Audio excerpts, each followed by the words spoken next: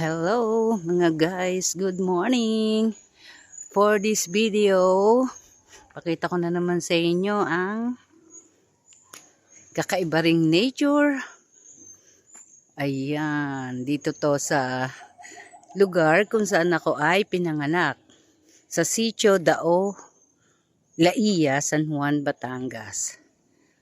Ayan. Compare mo nung bata pa ako at ngayon, nung time namin, halos ang mga makikita lang dito ay puno ng mga saging at matatandang puno, yung bang mga hardwood ang nakapaligid dito sa may, kasi yung ilalim na yan, sapayan mga guys. Pero sa ngayon, wala ka nang makikitang mga puno kasi parang hindi nila na-preserve, parang pinutol. So, ang normal mong makikita dito is ayan, nyog. Pero ng time namin mga guys, walang nyog dito. At ngayon, marami ng nyog. Ayan. Okay, dito nagmula halos yung mga Kai clan, dito nagmula sa Dao. Ayan, ngayon, lahat kami naman ay halos wala na dito. Kung bumabalik man kami, dahil sa may mga okasyon lamang. Ayan, at piyesta, syempre, kapag piyesta, nandito kami. Ayan.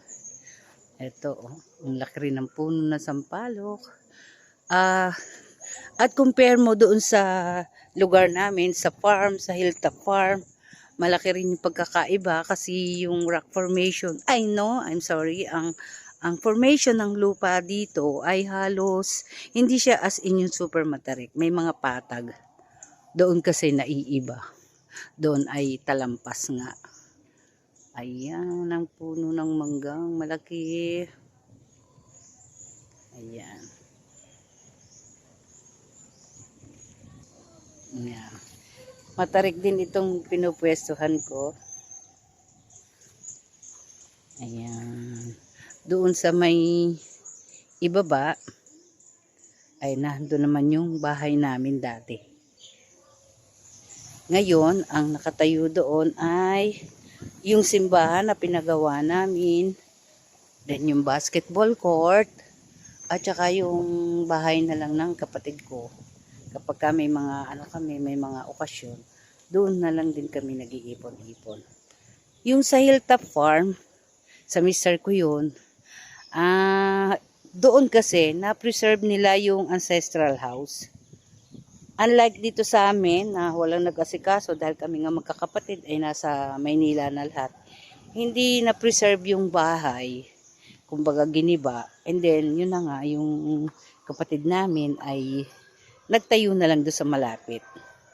Si Ate Lydia, pero wala na rin siya ngayon. At ang nakatira na lang ay ang kanyang asawa. Ayan mga guys, yun ang bahay ng pamangkin namin, yung bahay ni Edwin. Ayan, natatanaw sa likuran ko. Eto, nakikita nyo, kalsada yan. Kalsada yan sa likod ko.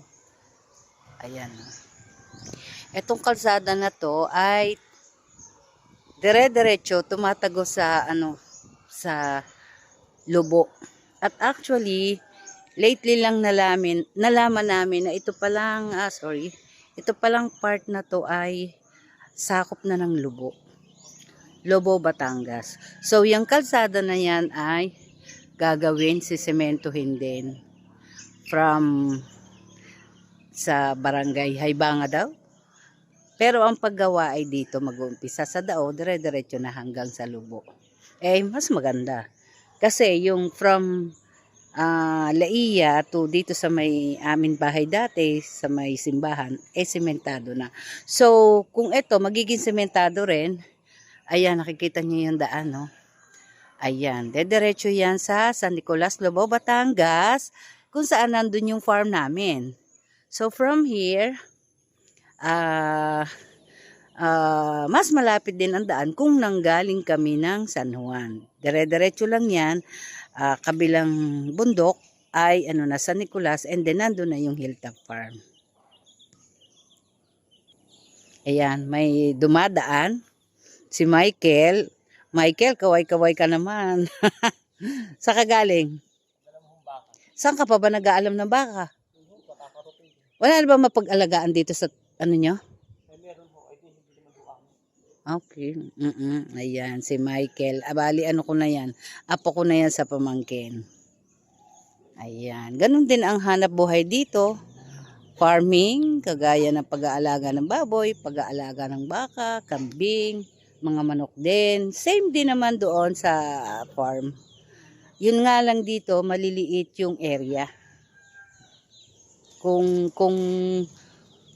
mag-aalaga ka ng mga maraming hayop, kailangan mong mas lumayo kasi ang bahay dito tabi-tabi. Ayan. Ganda mga guys, oh. Hindi ko lang mapakita sa inyo yung natatakpan yung bundok eh. Ayan, doon sa baba, ayan, nakikita nyo yung baba na yun, yung lang talaga halos hindi matanaw. Pero malapit lang, diyan yung bahay namin dati, at saka yung ipinagawa namin simbahan. Kapag ka piyesta, nandirito kaming lahat. Ang Kaiklan ay talagang halos nabubuo dito. Nakukumpleto kami. Ayan. And then compare din sa farm, sa hilltop.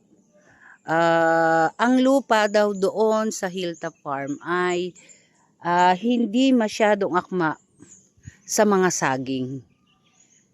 Doon mo lang yun maitatanim at mas tataba doon sa may halos malapit sa mga sapa, sa ilog. Pero kapag ka nandun siya sa matarik, hindi siya malusog. Pero dito sa Dao, kinagisnan ko na marami talagang saging dito at ang mga saging dito ay malulusog. Noong time namin noon. Halos ganun pa rin naman ngayon. Kaya lang kapag ka nasa ilalim siya ng puno ng niyog, hindi rin lumulusog. Kasi sobrang dami ng ugat ng niyog. Ayan guys. Ang sarap lang magbalik-balik sa lugar mo. Umalis ako dito sa lugar na to siguro paalis-alis na ako nung mga pag-graduate ko ng grade 6. Pahinga lang ako. Ayan. Yan ang bundok.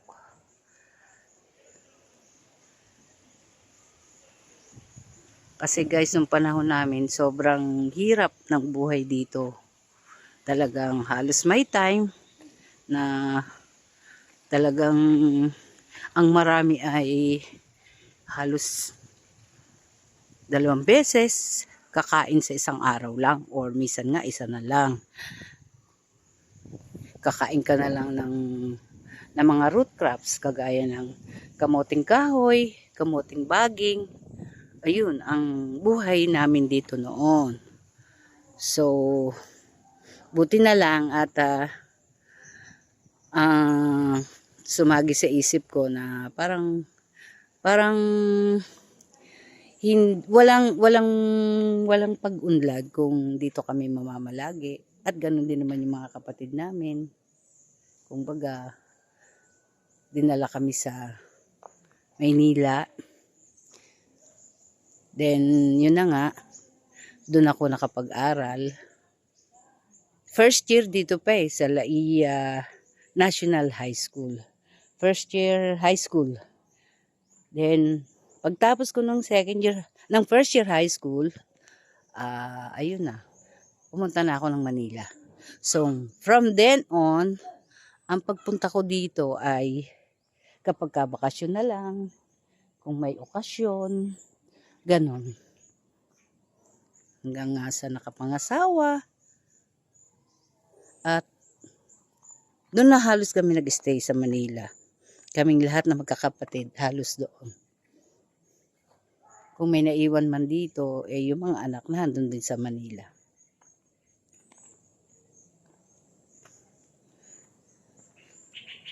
So, ayun lang muna mga guys. At na-share ko lang sa inyo yung naging buhay namin dito noon. Pero, yung kahirapan ang nag-motivate sa amin, sa akin, para kahit paano nakatikim ng konting kaginhawahan compare mo nung sobrang kahirapan na mga times. At super love naman namin tong lugar na to. Binabalik-balikan namin tong lugar na to para kumbaga sa ano, kung ano yung meron, lalo na yung mga kapatid ko na super blessed, mga pamangkin ko na super blessed.